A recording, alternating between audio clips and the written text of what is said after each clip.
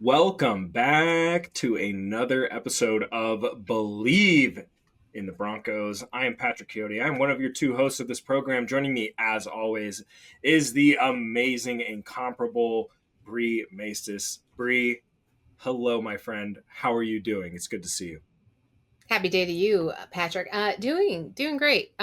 You catch me off guard every time you introduce me because there's always something different thrown in there. I know it's intentional, so I'll just roll with it and say it's a great afternoon, and I'm looking forward to talking Broncos with you as always. As always, yeah. I mean, it is the NFL offseason. The NBA draft just happened, so that was pretty exciting. My Blazers are doing who knows what, but allegedly they drafted the Chinese Jokic. So I'll take At that. least they had draft picks. At At least least they they had draft picks. draft picks. Well, if you want to get your takes from some of the best in the business, make sure you follow your favorite team on the Bleav Network. And lots of NBA talk over there. I'm sure they are having a good time clowning the Blazers for their draft process.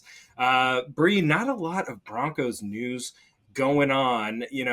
Maybe some collusion stuff happening. We learned, thanks to Pablo Torre, about some of the finer details of the potential Russell Wilson contract that would have been. We don't need to spend any time talking about that. That is in the past, bullet dodged. Don't have to worry about it. But training camp is right on the horizon, Bree. That's massive. So as we head into training camp, we get to talk about a lot of different topics. We got to talk about our predictions in the last couple of episodes. We had a great conversation with Luca Evans in the last episode talking about what he saw at OTAs and training camp.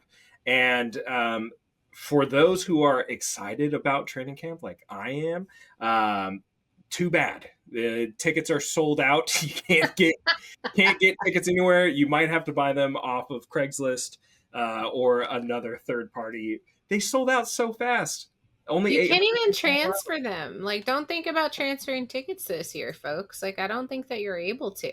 That's crazy. That is how limited. Could you imagine, I guess, a couple of years ago thinking that you were going to be hard pressed to get into training camp as a fan? Now, that was without the limited Mm-hmm. capacity. After Mm-hmm. they've done all of the construction there over at the Dove Valley facility, they're still working on it. So it's not going to Yeah. be done by the time training camp starts. You've got 800 people they're hoping to pack onto bleachers, which I am so sad about. I missed the concrete perch already, but I just don't know what to expect. It will be an amazing time for the practices that I'm going to be able to see, but it's unfortunate for fans who make time to really Mm-hmm. jumpstart the season by making it out there. It's not an easy task, right? It's like a full-on festival for 2.5 weeks, but it's still an exciting time because that's truly when everything ramps up. There's no more speculation. We've got hard evidence in front of us. Yeah. And for those wondering, the training camp dates will be July 25th through August 14th, finishing with joint practices with the Arizona Cardinals. So that should be a fun time. Bree, for this episode, we're going to do something kind of fun. I don't think I've seen anybody else do this. And we are going to get to it early. Team awards are always fun. The NFL awards are always a good time. Who's going to be the MVP? Who's going to be Offensive Player of the Year? We were gunning for Bo Nix to be Offensive Rookie of the Year last year. That was a lot of fun to watch. But when it comes down to the actual team, the Denver Broncos, it's kind of fun to see, like, who do we think before even training camp starts? Who is going to be the MVP? Who's going to be the best rookie on this team? So Bree and I took the time for your viewing and listening pleasure to break down who we think are going to be the team award winners for this next season. So without further ado, Bree, let's get right to it. We both had a conversation about the MVP of this team, and we both agreed. Shocker, shocker. You said that Bo Nix was going to be the MVP of this team. I also said Bo Nix was going to be the MVP of this team. What makes you so confident right now that Bo Nix is going to be the MVP of the Denver Broncos this season? I think us both voting for Bo Nix lets us know that that's the majority here. Yeah. He's going to need to hit those MVP numbers, and he's already shown the prowess. He's got promise. If he repeats the same pace and similar to how he finished those final 8 games of the season, I would say it'd be hard to argue against any other MVP Yeah. consideration and contention. Got to take another leap, though. I think Yeah. staying and standing pat isn't going to work for most quarterbacks in this league. And building on his rookie season and completion rate is going to be really important. So, got Yeah. to deliver elite results, and you got to contribute to team success, right? I know wins are not a quarterback stat, but they're going to weigh heavily on Bo Nix's shoulders. If they hit that 11 win mark, you already got it. Like it's a pretty simple formula when it comes to MVP Bo Nix. Yeah, I think I'm right there with you. 34 total touchdowns last season. Like, how does it get much better than that from a young quarterback? Well, I think there were definitely some games where he struggled, and like there were games where we didn't get touchdown passes. Where this season you're kind of hoping that he at least has one every game. If he has one every game, I think they're in a really good spot, and I think he's in the best spot to be MVP. I mean, quarterbacks are generally the ones who get talked about as MVP, but I think for this team, for the Denver Broncos specifically, the MVP has to be Bo Nix. This is a team that really, really relies on that quarterback play, and with Sean Payton as the head coach, that quarterback is the most important position, arguably, on the team. So I think we are both very much in agreement that Bo Nix is probably going to be the MVP of this team. Offensive Player of the Year, Bleav. I like your pick. Mine is a reach. Mine's a little bit of a reach, but I want to ask about yours first. Courtland Sutton is the one that you had as Offensive Player of the Year. Walk me through that. Okay, so it's hard to pick an Offensive Player of the Year when we know that a spark's been missing. We know that Courtland Sutton's been the most reliable playmaker on this team. He's the red zone monster. He's the contested catch king, but there's still a lot left. And I think that's why picking Courtland Sutton, I'm not downcast about it, but I feel like there's not a whole else out there that's going to make a standing claim for it. I don't think the production's going to be there for anyone else because, like it or not, I think it's really hard to say when you tier Courtland Sutton into wide receiver one, right? It ultimately commands the respect, and it was an okay season. Like, I'm not saying by any means that he's not the playmaker that we need him to be this year, but when you look at where he's come since injury to where he's at right now, is basically performing at where you'd want him to be. In order to take that next additional step, you need to see that chemistry build through Bo Nix, and you'd have to see it do so exponentially. And so what I'm hoping for here is that you have that atypical year. You don't have the post-injury narrative that kind of clouds the conversation when it comes to his production. Plus, you have 2 years of viability with Bo Nix where it's able to take that next step. So this feels like a shoo-in, but I'm not in I felt like it was the known choice simply because there's so many unknowns on the rest of the offense. So Courtland Sutton as the Offensive Player of the Year, he is that security blanket for Bo Nix, which means he will most likely be the largest contender as far as passes, targets, and completed catches go. And he's a leader in the locker room. So I don't want to set aside all of that. He's consistent. He is still participating in off-season workouts, and we don't have a contract going. So watch it bite me in the butt and have it all fall through and leave it just completely in the open for you to have RJ Harvey take the nod. As it would. Now, listen, I was going back and forth on this. I think I crossed out about 4 names because I also, like, initially I was like, okay, Sutton, but then I was like, what about Evan Ingram? Like Evan Ingram would be an interesting choice. I wonder if like that, he would get a ton of targets. And then I was thinking, well, maybe J.K. Dobbins, but like, what if J.K. Dobbins doesn't make it through the whole season? And then I landed on RJ Harvey. And when I think of offensive player of the year, for me, this is the person who had the biggest impact into the offense. And I also had Bo Nix here for a little bit too. I was like, he's going to be the MVP and the offensive player of the year. But I wanted to go in a different direction.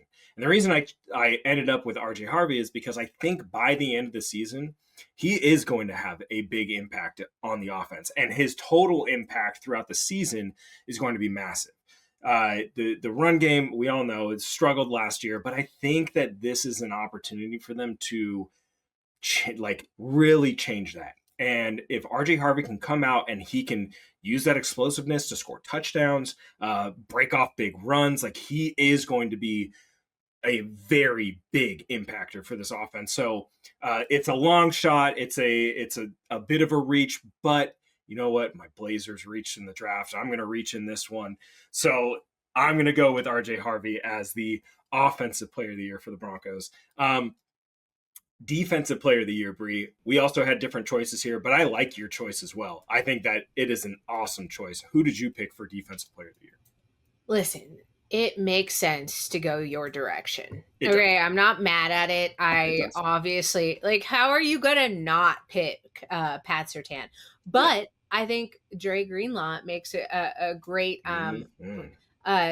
impact situation here, because when you talk about game changing plays, that's usually how defensive awards go. You got to make critical difference making moments. And I think, if healthy, right, we have a couple of players on this Broncos team that if they play X amount of games and they have multiple standout performances, like a game-winning stop or creating a turnover in a really clutch situation, we know how strongly that impacts the Broncos and basically any team in the NFL, because as we like to say, if the ball bounces another way, that game goes differently. So Greenlaw being able to stifle an opposing offense is huge. You've got consistency against just the top competition. And honestly, because the Denver Broncos defense on paper is so scary, you talk about just the additions and how they raise the caliber of the secondary. Then you've got Dre Greenlaw and a returning from injury Alex Singleton,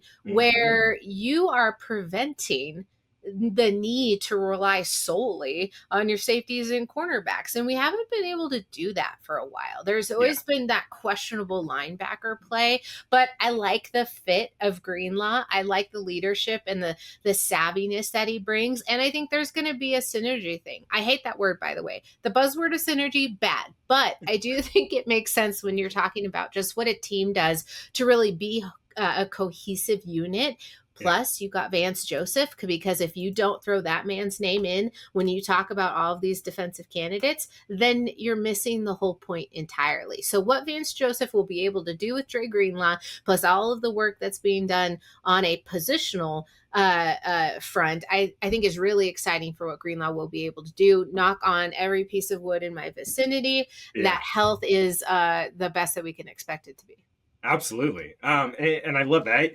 I've been thinking about Dre Greenlaw and his fit with Denver. And then I was trying to think of the relationship that Sean Payton has had with all of his whole team, throughout his whole career, especially in New Orleans. I grew up really watching those teams. I loved seeing them in the playoffs, and Jonathan Vilma was one of the names that kept coming up for me as if we can get a similar impact from Dre Greenlaw as a Jonathan Vilma or a Levante David, those types of names, that's perfect. And I feel like that's kind of maybe the vibe that Sean Payton was going with when they really went after this guy. This is a guy that we need because he can do X, Y, Z. I think that's absolutely correct. And Singleton coming off of injury is, we'll see. It's still shaky, but if Dre Greenlaw takes over as the de facto guy in that front seven mix, this defense is going to be humming, and they're going to be humming early. My pick for Defensive Player of the Year was, of course, Pat Surtain. I think that, look, he's the DPOY of the league. He's definitely the best defensive player on the Broncos, and it's because he shuts down an entire half of the field pretty much. That's an insane thing to do. Only one other guy in Broncos history has really been able to do that, and that was Champ Bailey. You can't throw to his side. So I think, for me, Surtain is just going to continue to get better. That I really don't see any fall off. I only see him, still elevating his play from here. So for me, defensive player would go to Surtain. Comeback player of the year. Now this was an interesting one because there were a couple different directions that we could have gone, Bree. I chose to go with Dre Greenlaw's teammate, safety Talanoa Hufanga, who came over from the Niners as well. Dealt with a couple injuries the last couple years, played sparingly. I think that if he's in the right situation here, gets the training that he needs and comes back 100% healthy, ready to go, this guy, he could have a big role in the secondary. He could have a massive, massive role. And that would be awesome to see because I think that, when he is healthy, he's such an impactful player, especially, being a former 5th round pick.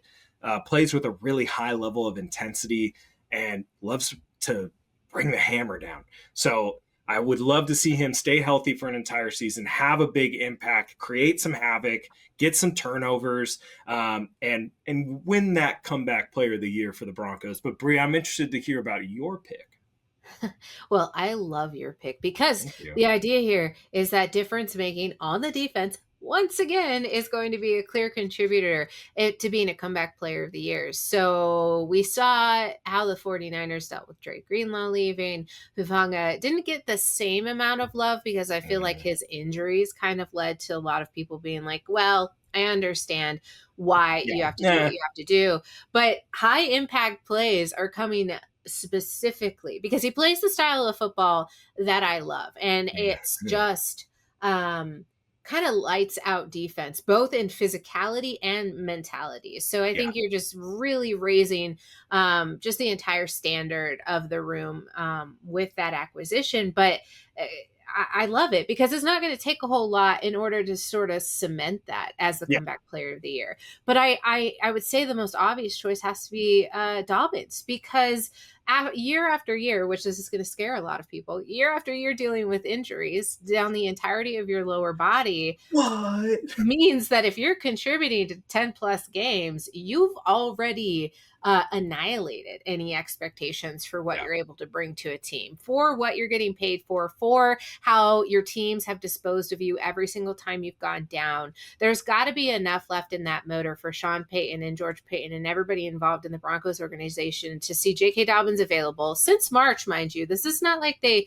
pulled the trigger at the last minute. They have been kind of circling this option for a while, and it finally made sense. So to me, there is not a whole lot of proving left to do for JK. He's able to come back if he's able to be just 80% of what he was. I mean, that's an arbitrary number when you think about it. He already qualified for the AP's comeback player of the year. So he missed a significant amount of time.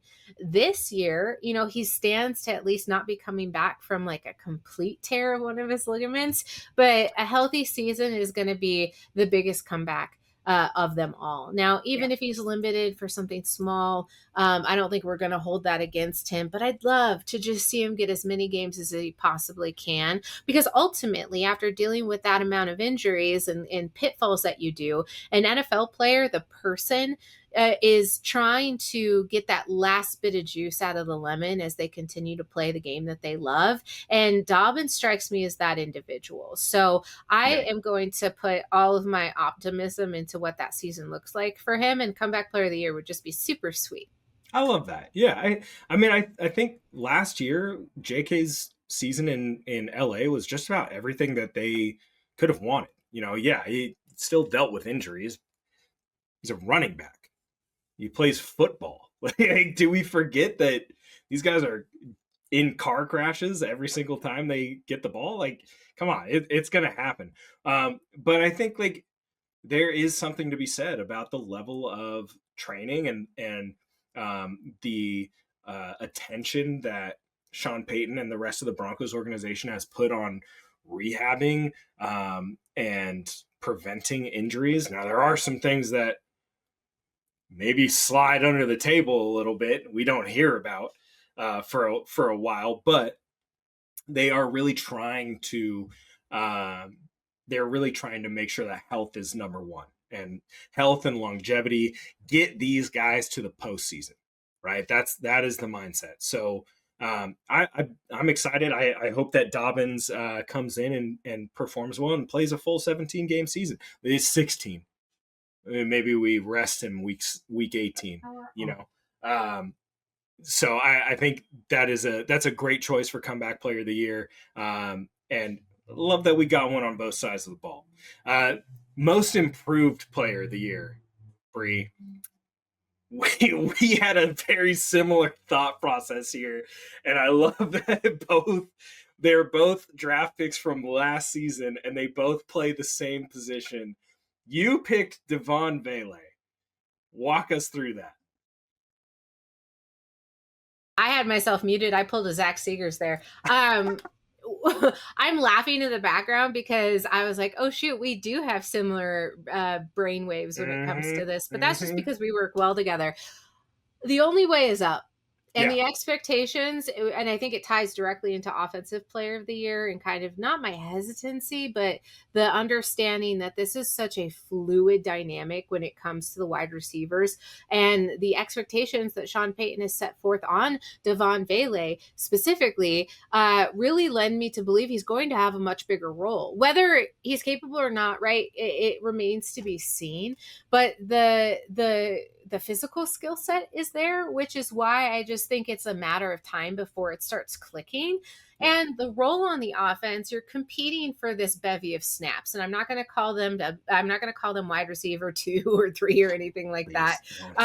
But you're looking for big body targets here, and he fits the mold. He's huge. He's got strong hands. The upside potential is there, and it just raises your ability to stretch the field. And I think Vele has carved out that role. Now what you do is you take it up a notch. What we were hoping we'd see from him, and it happened, in the end of the season, much like as the Broncos figured it out in all 3 phases. I think that there is a ceiling there that is going to shine, and it's going to shine bright.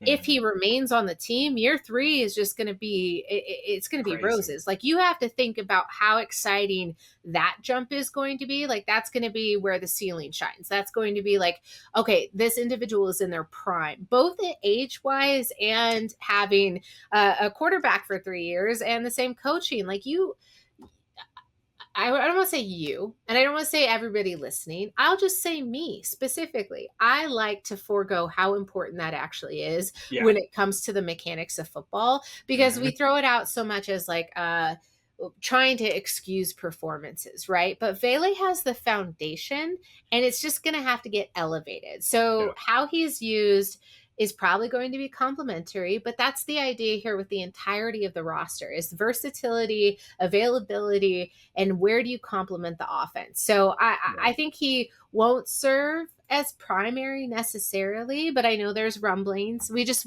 don't know yet. He wasn't there for the off season. We're going to see what training camp looks like, and who knows? Could you imagine, and I will eat the crow live on air, if he is that number 1 target, if we just see him absolutely light on fire, then most improved players not that far off. I mean, offensive player of the year isn't that far off at that point. No, I think those are valid points, and my pick was Troy Franklin. The majority of people who are listening to this program probably saw my tweets on draft day where I was just so confused as to why we were trading up for this guy, and then his play on the field kind of validated my concerns.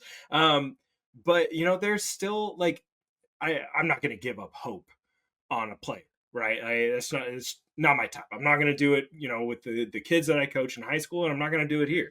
I think that Troy Franklin has a great skill set. And I think that if he takes it seriously, he was talking about, the mental aspect of the game, and that's massive. It's good to know that he actually understood that what he was going through last year as a rookie, and like he's going to take hard coaching. So he has put on weight, he's been practicing, he was showing off at OTAs. Like, that's fantastic. Let's keep putting it together. And if he can keep putting it together, this would be what, the fourth consecutive year with Bo Nix. I mean, that's a little recipe for him getting more target, but not just more targets, like better targets, more quality targets, right? More scoring opportunities. I think that there's a good chance that maybe he doesn't have like a bunch of catches, but maybe he's got a good amount of yards and a decent amount of touchdowns. I wouldn't be surprised. So I had him. I also had Chris Abrams drained down. I was really close to putting KAD down, because I think he will take the lessons that he learned from last season and in his limited playing time and really come into the season with like the groove of like, okay, now I understand what it means to be a professional. Now I can like really focus on my craft. So Franklin and KAD are my picks for most improved player of the year. Bree, let's go through these last few. Rookie of the year, I picked Jahdae Barron. I think that he's going to have an awesome rookie season. Obviously, I had RJ Harvey as offensive player of the year, but I think that Jahdae Barron is going to have a massive impact as a rookie. Allegedly, a lot of the players are just blown away. The coaches are blown away with how smart he is and how physical he is. Looks like a seasoned pro is what I believe Sean Payton said. So Jahdae Barron is my pick for Broncos Rookie of the Year. Let's talk about your pick, though. I made a really crazy highlight of this comment earlier because I was like, it's not like he's going to come in and be the next Patrick Surtain, but we said the same things about PS2 when he came to training camp, and we were like, he's a grown ass man. He knows exactly what he's like. I've got no concerns on what he's going to do. So it just makes me feel good that Barron is also in the same level of like, okay, the kid's going to be all right. Like, this was a good pick. I think alternatively, it's the space in which you have to grow to show Rookie of the Year. Like, Barron is going to be good. Like, I am not worried about Jahdae coming in and being exactly who he is. RJ Harvey has the immediate opportunity to make a swift impact on this team simply because the run game has left so much to be insisted upon that it be fixed. So you get this prime opportunity, and then I can hear everyone going, but J.K. Dobbins, estimate. They're not, none of the running backs are taking away from each other unless they try to do that weird momentum stuff that they were doing where you're just taking the hot hand out. What has to happen here is that in order for a running back to succeed, B and C also have to succeed. This committee is going to be elevated, and the rookie who's going to be at the helm of that, because it's not estimate anymore, is going to be RJ Harvey. So I just see the skill set fit obviously fitting in. The outlook for what they want to do with the run game is going to just really feed in to all of our hopes and dreams. And honestly, just getting more time of possession from having a run game is going to be sweet. So I'm a fan. It's going to be great. Bree, we threw this one in here because the NFL decided that they finally wanted to give an award for offensive linemen. Thank God, because those big boys, those big hog mollies up front, they deserve some love for all the work that they do. And we're going to call this the Trenchman Award.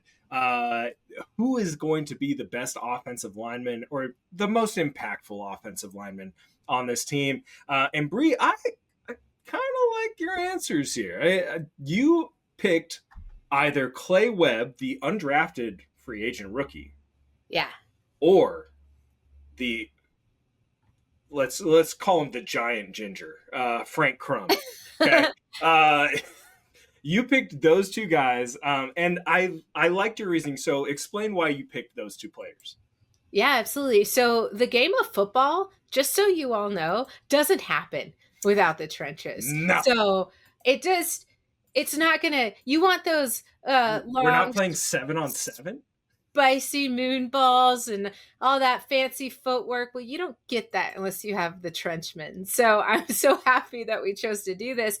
And I'm laughing because I can run down the list of O line, D line for the Broncos to try to figure out, who's really going to earn that title. And there's so many great qualities. So, the Broncos have done their work in building the trenches. When it comes to Clay Webb and Frank Crum, it falls into the same line of, and in the antithesis of injury, you had Quinn Bailey go down last year, which was my nightmare scenario, because you need rotational pieces on your line, specifically your offensive line, if you hope to get anything done during the season. The powers of Miners, or I'm sorry, the power of Powers and Miners and McGlinchey, and that was really hard to say, and whoever's at center, because right now it doesn't matter. It's all arbitrary at this point. You don't have any of that unless you have the depth to be able to compete, where one guy goes down and your backup is able to take over seamlessly. Because if you don't, that's where you see all the missed assignments and the inability to anchor and making your rookie center look like a high school center. Like, you just don't want that. And so having Clay Webb and Frank Crum in this conversation is because they both have their competitive edges, but my whole lexicon in the Sean Payton world of sports is versatility. Like, where are you able to play? If you're able to play three different positions along the line, you are more important than the guy who can only play tackle because he's got long arms. So Frank Crum got the experience and versatility going for him, where he's able to secure a spot right away. Clay Webb was obviously brought in. He's got the strength and technique on the interior. And it makes both of them really compelling choices because they could start at guard or tackle. I mean, it's not a perfect fix by any means. Don't let me try to tell you that you can just swap them in and inevitably have the same type of play. But guess what suffers if you're not able to piece them in? And one of them is going to come in handy, because injuries along the line aren't just like, if they're going to happen, it's when it's going to happen. So I'm really excited to see who steps up. You've already had to shoe in Calvin Throckmorton. You've already had to jet him up the depth chart. So it's not like you have the ability to rely on him. So just look at everybody who's like, if you go to the depth chart and you look at the third column, and look at that, that's where I want a lot of your focus to be, specifically on the line. So Webb and Crum are just exciting prospects to me, because if you have something there, it's as good as gold. And I'll stick to that. Yeah, just make sure he stays away from the Powerade. My pick. That's a good joke. That was a good joke. All jokes, all love. I went with the safe pick. I went with Quinn Miners. I'm really excited for Quinn. I think like him finally getting like the national recognition that he deserves. Like, he got a little bit, here and there, but then his second contract comes along. He's, we're talking about him as an all-pro. Like, he is really, really coming into his own. And I just can't wait, Bree. I can't wait to watch our run game thrive, because this big SOB is just running people over, belly out, pancaking dudes, flopping on top of them. Like, I can't wait to see him move some humans. This man is an absolute monster, and he's just going to keep getting better. I absolutely love his game, and it's going to be awesome. There was a reason, Bree, that I kept saying, we need to run more gap scheme. We need to run more gap scheme. And that's because I want to see this big monster of a man running full speed, pulling across Garrett Bowles' ass and clearing out a linebacker or a safety or a corner and just like putting them into the dirt. I want to see it. I need to see it. So, Sean, if you're listening, for the love of God, let's run some G power with Quinn Miners getting out in front and clearing the way for RJ Harvey, because I need to see him just absolutely obliterate a linebacker. I think it's so funny, Pat, that both of us just light up at the idea of like, God, can we talk just about how exciting it is to be I think you and Mario would say bricked up about the bricked up O-line. is the correct, the scientific term for it, Bree. Last award that we have, Bree, Special Teams Player of the Year. As you know, I love special teams. I thrive when our special teams unit is absolutely balling. Your pick for Special Teams Player of the Year, I think you went with a very smart pick here. You chose Marvin Mims Jr. Why do you think Marvin Mims is going to be the best special teams player on the Broncos this year? Listen, it elevates it. We've talked about all the components. The offense knows that the spark is there. The defense is the scariest thing on paper. And guess what? That means if they just play to like an 85% of what's expected out of them, they're better than the Eagles. And that just has to be proven on the field. So, ladies and gentlemen, that leaves the third team or the third phase of football, which is special teams. And you've got Marvin Mims, who has found his role. It's where he is able to exceed expectations. And I get it. We all want to see him have more impact on the offense. That is going to happen. But he led the NFL in yards per punt return. So that already itself is like, well, how can he improve on that? Because he's only going to get better. Also, if you have him making big waves as a return specialist, then you open up the possibility that that just helps the team in general. And it's just the way the human brain works, right? So if you're getting voted AFC AFC special teams player of the week, and whatever you're doing on multiple times, then you just get offense sprinkled on top. People are like, ooh, Marvin Mims, the wide receiver, right? But anything he does on special teams is just elevating the name. Like Marvin Mims has the potential. And I know it's crazy optimistic Broncos homer talk right now because we're really excited for 2025. But Marvin Mims could be that game changer where you're seeing those highlights on Red Zone where he almost takes it to the house. Yeah. Like that's how close he's been to being that sort of impact player. And even if you take away splashy plays aside, if you're just getting it outside of that standard return yardage that you're getting for a touchback, you've already won. As long as you're not running backwards. So I'm not saying this is an easy game. I'm saying Marvin Mims is kind of built for this. And that's why Special Teams Player of the Year. I get why you went with the Aussie, though. So, Pat, why don't you let me know why? Well, first, like, your point is such a big one, and like the casual NFL fan don't really think about this that much, right?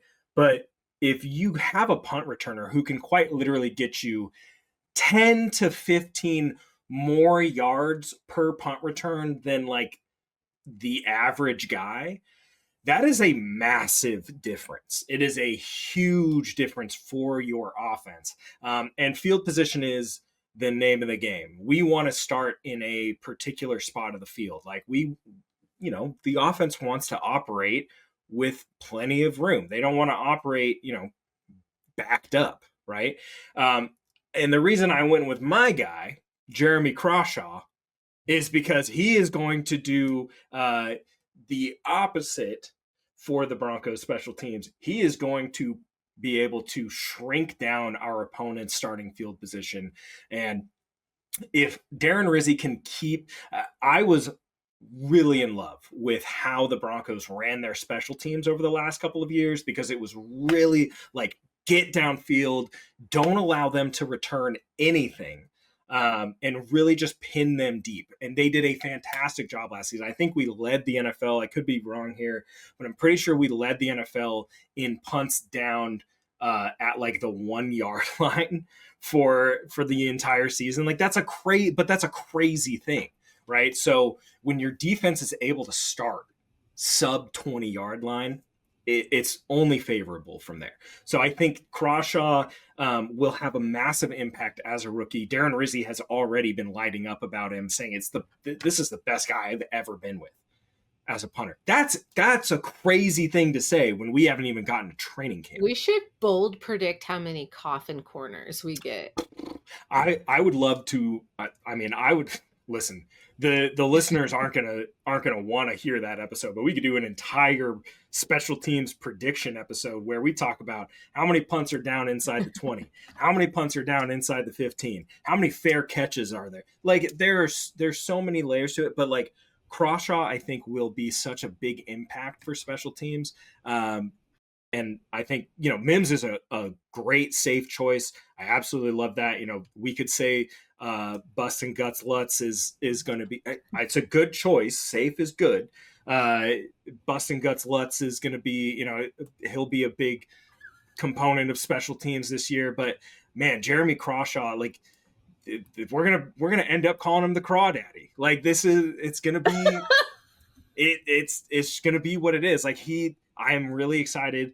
It was like my dream special teams pick for this team, and I think he's gonna do a really good job this season. So that is our Broncos awards predictions. I absolutely loved it.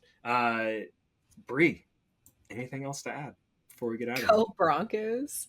Make sure that you subscribe to the show on whatever podcast platform you're listening to us on. Make sure you go over to YouTube as well and subscribe to Bleav. Make sure you follow Bree and I on social media at Bree Maestas 303, at Patrick Chiotti, and follow at Bleav Network as well. We will see you guys next time with another new episode of Bleav in the Broncos. Go Broncos.